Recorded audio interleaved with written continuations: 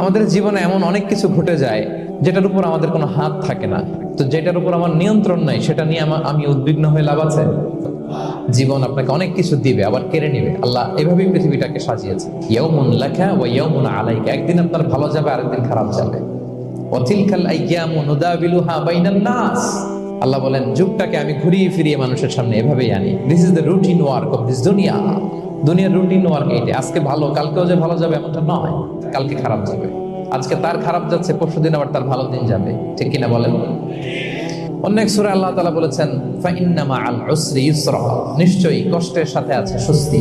আজীবন মানুষ কষ্টে থাকে না, দুঃখের পরে থাকে সুখ। দুঃখের পরে কি থাকে? সুখ থাকে।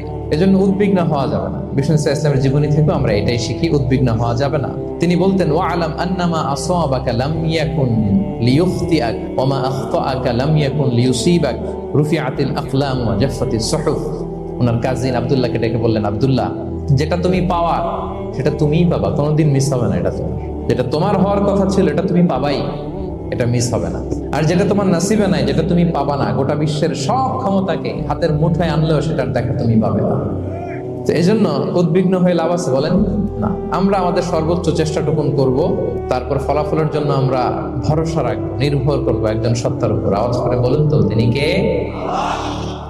আপনি যদি কোরআনকে জিজ্ঞেস করেন যে what is the Quranic formula of happy life, সুখে শান্তিতে থাকার জন্য কোরআনিক ফর্মুলাটা কি, কিভাবে আমরা সুখী সমৃদ্ধ জীবন পেতে পারি, কোরআন আপনাকে দুইটা জিনিসের কথা বলে। নাম্বার 1, ফেইথ, বিশ্বাস, আল্লাহর উপর অগাধ বিশ্বাস এবং আস্থা। 2 নম্বর হচ্ছে গুড ডিড, মানে সৎকর্ম, নেক আমল। যার মধ্যে দুইটা থাকবে তাকে সুখী সমৃদ্ধ জীবন দান করবে কে? Faith and good deed will be happy in your life, for the sure I'm telling you. এই দুইটা যদি এনশিওর করতে পারেন, আপনাকে সুখী সমৃদ্ধ জীবন দিবে কে? এবং এই আয়াতটি দিয়েই, হ্যাপি হওয়ার কোরআনিক ফর্মুলা দিয়ে আমি আজকের আলোচনা শুরু করেছি। আল্লাহ তাআলা সূরা নাহলের 97 নম্বর আয়াতে বলছেন, মান আমিলা সালিহাম মিন যাকারিন আও উনসা ওয়া হুয়া মুমিন ফালানুহইয়ান্নাহু হায়াতান তাইয়্যিবা ওয়া লানাজজিয়ান্নাহুম আজরাহুম বিআহসানি মা কানু ইয়ামালুন। বিশ্বাসী নারী কিংবা পুরুষ, তারা যদি সৎকর্ম করে তাদেরকে আমি সুখী সমৃদ্ধ জীবন দান করব।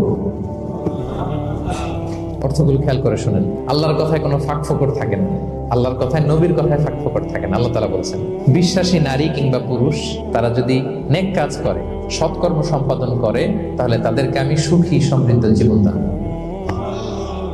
তাহলে আমরা যদি আল্লাহ বিশ্বাস করি, আল্লাহর উপর বিশ্বাস আস্থা থাকে এবং সৎকর্ম সম্পাদন করি পৃথিবীতে, তাহলে আমরা সুখী এবং সমৃদ্ধ জীবন লাভে ধন্য হব প্রিয় ভাইরা। তবে একটা জিনিস আমাদের মাথায় রাখতে হবে আলোচনা শুরুতেই, সেটা হচ্ছে এই যে হ্যাপিনেস বা সুখ, এই পৃথিবীতে যে সুখ, happiness in this worldly life, in this দুনিয়া ইজ ইমপারমানেন্ট, ইটস টেম্পোরারি।